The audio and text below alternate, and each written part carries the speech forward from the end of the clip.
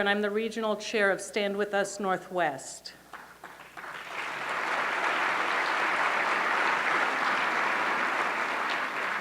I was born and raised in Israel, and I have close family there, including 2 nieces who are currently serving in the Israeli Defense Forces. When Iranian-backed terrorists fire rockets on Israeli neighborhoods, that's my family they're targeting. That's my sister and my 75-year-old father and my 13-year-old nephew whose bar mitzvah we just attended last summer. And for many of you here today, it's your families too. ולישראלים שנמצאים כאן, תודה מיוחדת שבאתם. אנחנו איתכם ועם משפחותיכם בשעה קשה זו. Israel didn't want this conflict, and Israel didn't start it. Israel wants peace and has been working toward a 2-state solution. As you heard from Ishmael, Israel made painful sacrifices and has taken risks for peace. In 2005, Israel ended its occupation of Gaza, voluntarily removing over 8,000 settlers. They abandoned homes, schools, businesses, and places of worship in hopes of renewing the peace process. There is no occupation in Gaza because there is no Jewish presence there. But the withdrawal from Gaza didn't turn out the way we had hoped. Leaving Gaza was not good enough for the terrorists. They want to destroy Israel. Make no mistake about it, this war is not about occupation, it is not about settlements, it is not about a Palestinian state. This is a proxy war for Iran. And like so many wars we've faced before, this war with Hamas is about Israel's right to exist.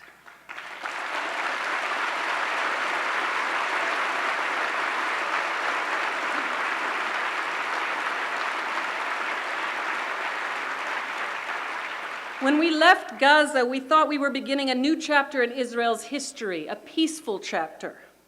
But instead of peace, we got rockets raining on Israeli neighborhoods, as you just saw in the video. Instead of peace, we have children huddled in bomb shelters, unable to go to school or go out and play. Instead of peace, we have the shrill sounds of sirens and seconds to get to safety before a bomb hits. Again and again and again. Hamas, the Iran-backed terrorist regime ruling Gaza, has fired more than 6,000 rockets towards Israel since the 2005 withdrawal.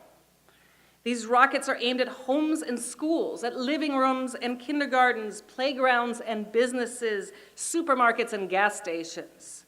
Over 300 rockets were fired from Gaza in 1 week. As many as 150 rockets have landed in a single day. Israelis have been killed by these rockets, and hundreds more were wounded. As you saw, hundreds of thousands of men, women, and children are terrorized by the repeated code red alarms, giving them only seconds to find shelter. As a parent, I can only imagine the pain of that mother who has to choose which of her young children to grab as she runs for cover. Families have been facing these attacks not for a few hours or days or weeks, but for 3 years. In 2008, we had a few months of relative calm, the Egyptian-mediated truce. But then the Hamas terrorists showed us again what they really stand for and who they really are. They resumed their daily shelling of Israel, this time with longer-range Iranian-made weapons. This time, when they started up their daily bombings, they placed almost 1 million Israelis within rocket range. Israel had to respond to these attacks. No government can stand idly by while its citizens come under continued rocket and mortar fire. Self-defense is not only an inherent right, it is the obligation of any state to its citizens.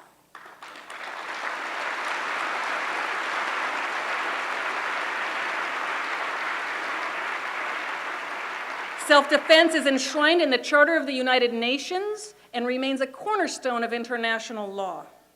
And yet, Israel is now being criticized for its self-defense. It was attacked on its own soil. Imagine if thousands of rockets were fired from Canada into homes in Washington state every day and every night. What would the United States do? What would you expect your government to do? While most of the Palestinian casualties have been Hamas terrorists, we know that civilians on both sides of this conflict have been hurt. The Israel Defense Forces do everything they can to prevent Palestinian casualties. There have been a few mistakes, but most of the strikes have been carried out with pinpoint accuracy. The IDF uses surgical strikes targeting Hamas terrorists and the terrorist infrastructure, rocket launchers, munitions stores, and smuggling tunnels.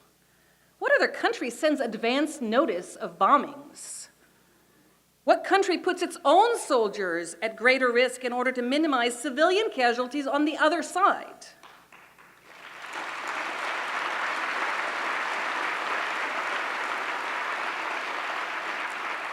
Nevertheless, we know that innocents inevitably will lose their lives on both sides, and we deeply mourn these losses.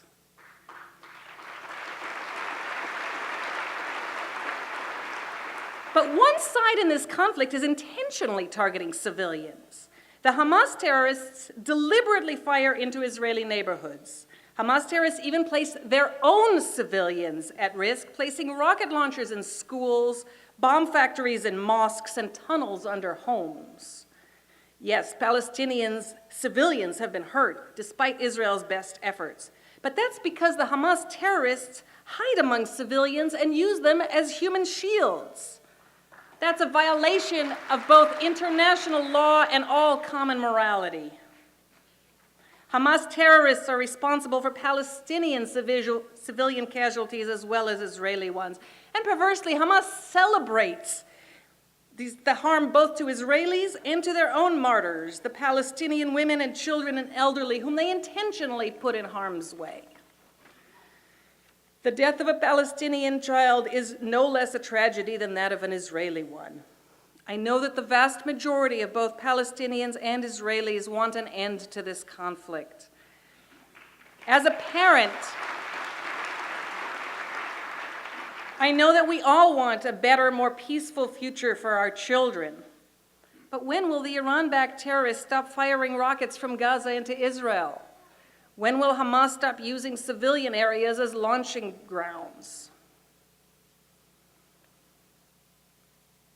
As you've heard, the humanitarian situation in Gaza is challenging. Israel is trying to mitigate the effects on Palestinian civilians.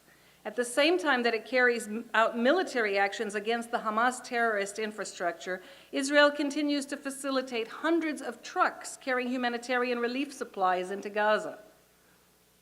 Israel has transferred thousands of tons of food and medicine to the Palestinians. The current situation is difficult, but we are hopeful for a better future. The weakening of Hamas in Gaza could lead to an opening to expand Israeli-Palestinian cooperation toward a durable and sustainable peace. Israel wants the pain and suffering to end. It is committed to working with the Palestinians toward a peaceful diplomatic solutions where both sides can live side by side in peace and security.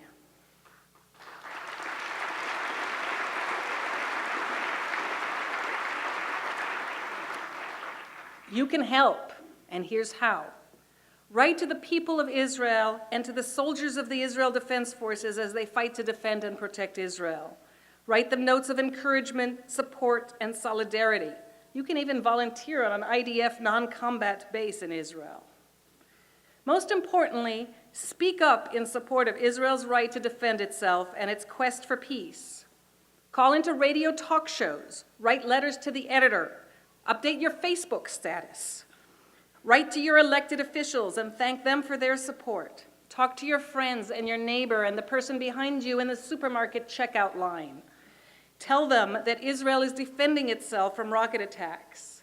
Tell them that Israel does all it can to protect civilians on both sides. And most of all, tell them that Israel wants peace. Thank you.